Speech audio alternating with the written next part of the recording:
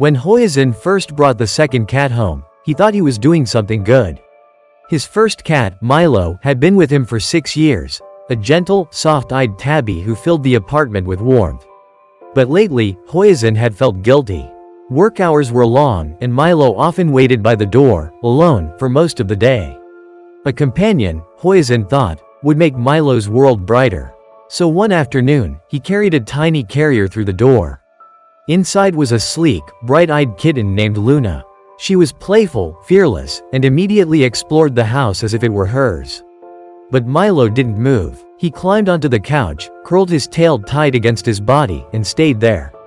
Hours passed, then days. He barely touched his food. He wouldn't follow Hoyazin to the kitchen the way he used to. He only sat, staring silently at the room as if something inside him had broken. Hoyazin tried everything, stroking Milo's fur, speaking softly, even bringing his favorite treats. But Milo's eyes seemed clouded with something Hoyazin couldn't read. The house, once so full of their quiet companionship, felt unbearably heavy. On the third day, Hoyazin sat down beside Milo, desperate. "Buddy, what's wrong? She's just a kitten. You're still my boy." His voice cracked. And then he realized, Milo wasn't just upset, he was grieving. For 6 years, Milo had been the only one. The bond between them was his entire world. And now, in Milo's eyes, he had been replaced. Hoyazin's heart twisted. He knelt, pressing his forehead gently against Milo's. "No one could ever take your place," he whispered. For a long moment, Milo didn't move. Then, at last, his body trembled, and he let out the smallest sound, a broken little meow, raw and fragile. It was as if all his frustration, all his fear of being forgotten, poured into that one cry.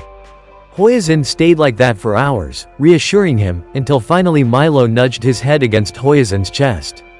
The spell was broken. It took weeks, but slowly Milo returned to life. He began to eat, to follow Hoyazin again, to watch Luna with wary eyes. And one night, when Hoyazin entered the living room, he found Milo not on the couch but curled beside Luna. The two of them asleep in the soft glow of the lamp.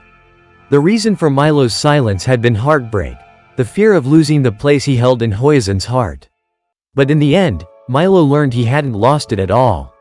He had only gained someone new to share it with.